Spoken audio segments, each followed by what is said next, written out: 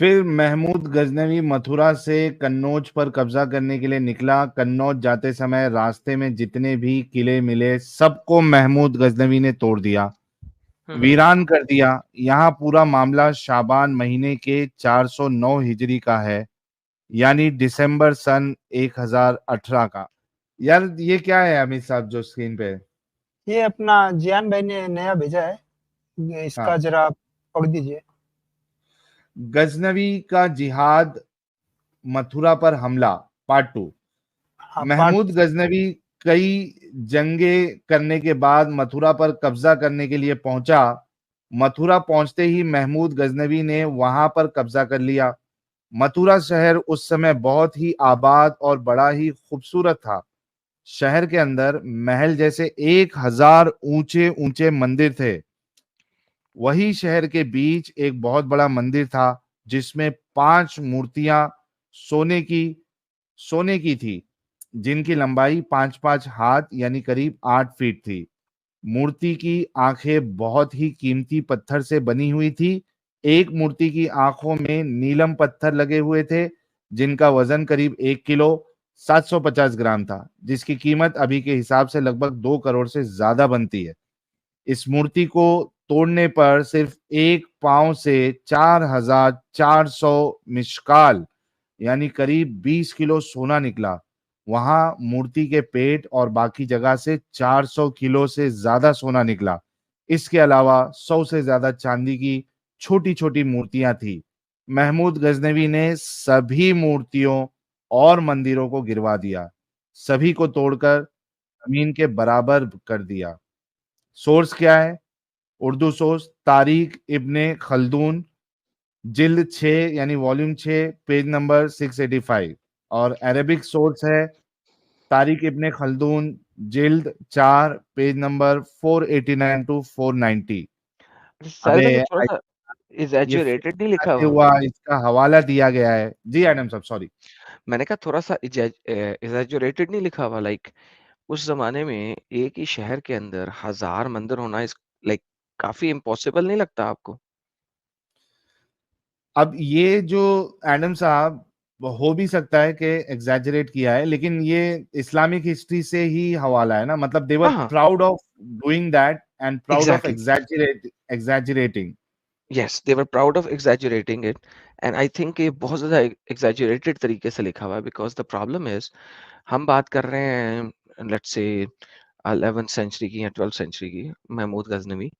So at that particular time शहर जो होते थे वो दीवारों के अंदर होते थे, हम लोगों को पता है। चार दीवारी कैसल की चार दीवारी होती थी, उसके अंदर होते थे शहर, किले की चार दीवारी के अंदर, और उसके इर्द गिर्द थोड़ा सा जो बाहर वाली साइड पे छोटे मोटे, और जब कभी लड़ाई होती थी तो लोग भाग के किले के अंदर आ जाते थे।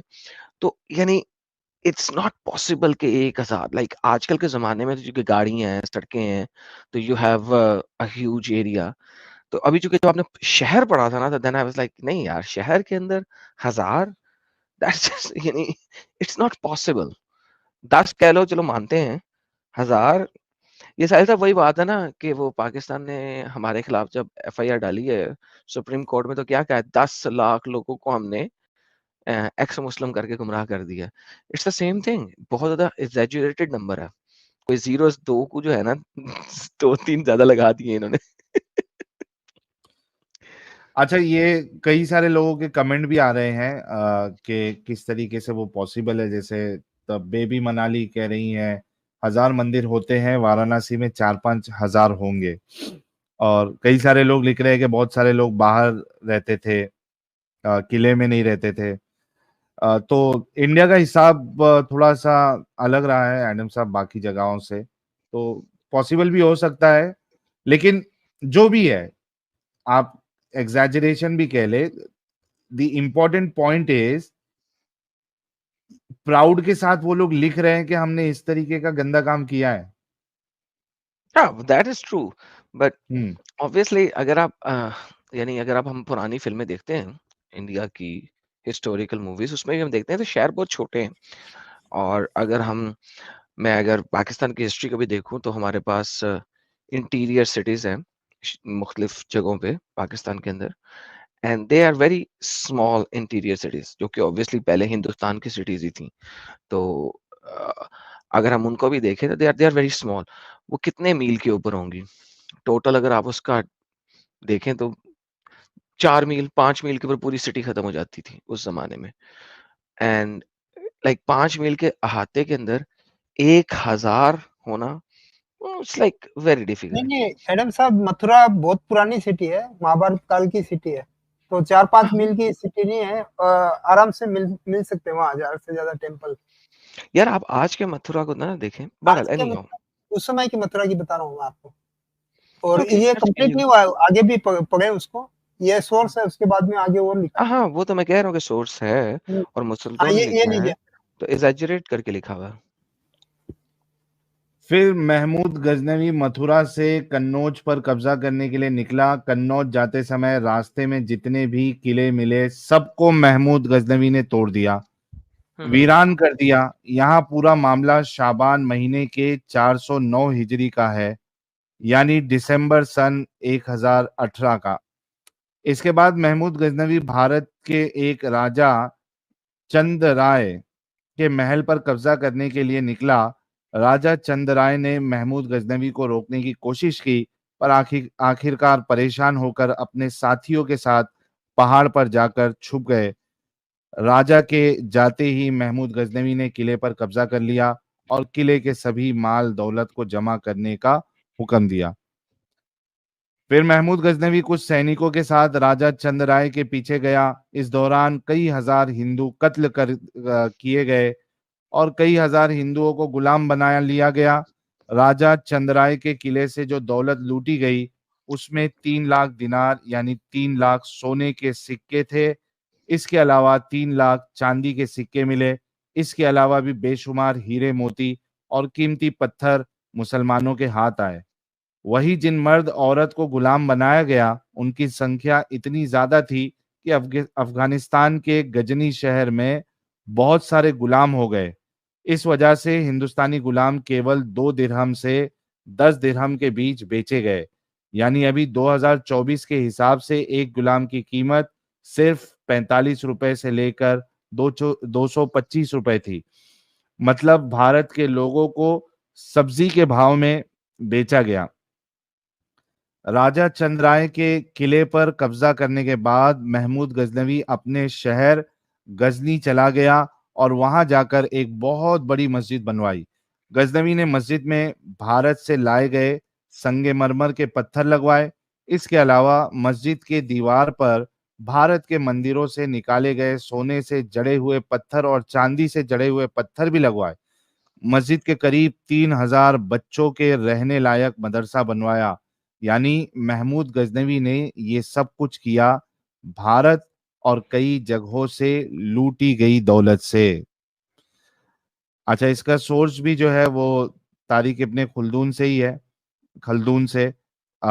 उर्दू और अरबिक सोर्स दोनों का पेज नंबर दिया गया है। और जैसे कि मैंने आप लोगों को पहले ही बताया था, जो भाई ये बना के देते हैं, तो ये जो आपको क्यूआर कोड नजर आ रहा है, आप अपने मोबाइल से अगर क्यूआर कोड को स्कैन करेंगे तो वो आपको सीधा ये जो ओरिजिनल इसका बुक है वहां पे आपको लेके जाएगा, so that you have the reference.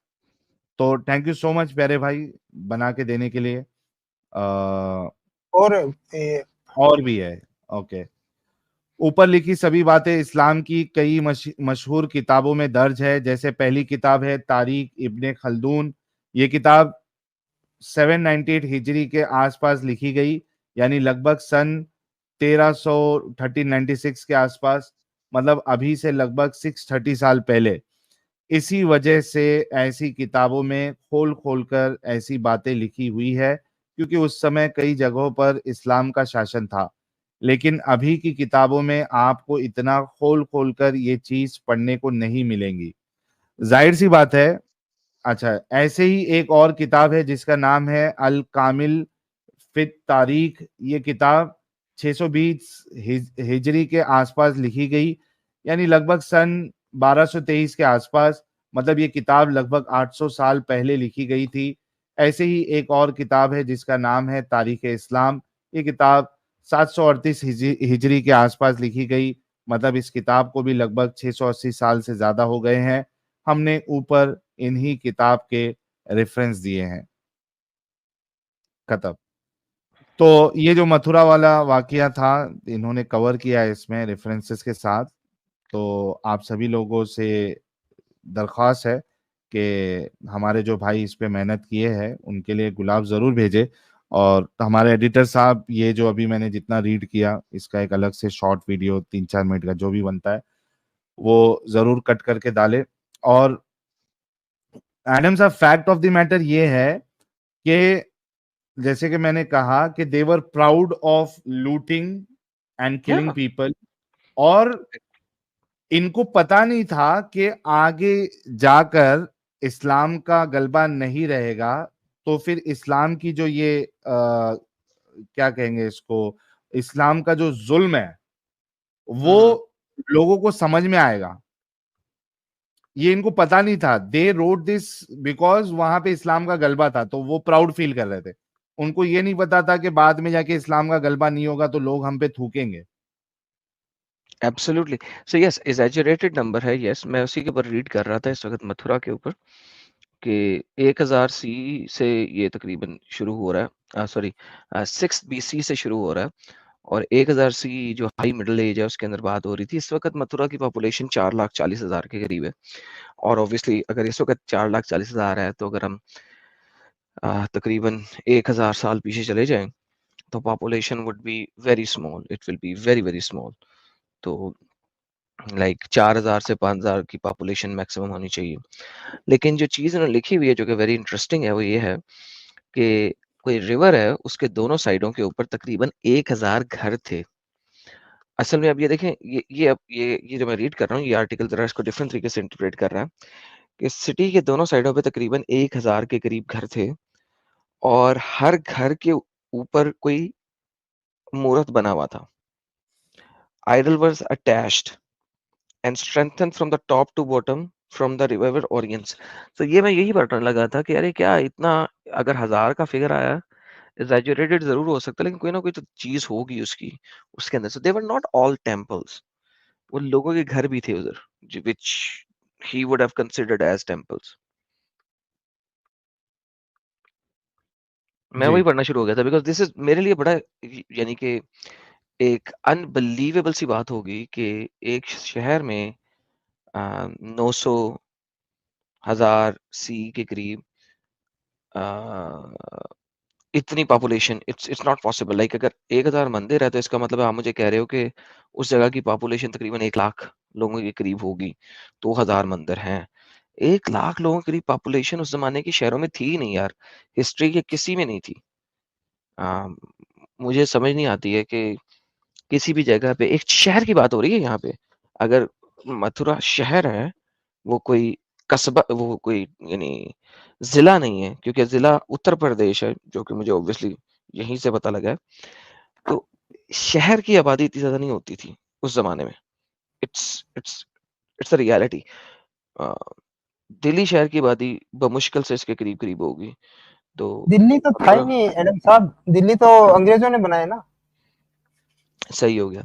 So but at the end of the day मैं कह रहा हूँ कि यानी कोई हो ना कि पूरी की पूरी कंट्री का कैपिटल हो, और उस जमाने में इंडिया कंट्री का कैपिटल नहीं था, हर इलाके का छोटा छोटा एक कैपिटल था। तो एनी हाउ, इसके ऊपर कुछ रिसर्च करने की जरूरत है, लेकिन एग्जैजरेटेड नंबर है। लेकिन आपने बिल्कुल सही कहा साहिल भाई कि वो इसको एक्सॉल्ट कर रहे हैं, एंड दैट्स व्हाट मैटर्स। चाहे उन्होंने 1000 को मारा, चाहे 10,000 को मारा, तोड़ा, they are exaggerating and they are feeling proud of what they did, and that's what matters. Thank you Adam साहब।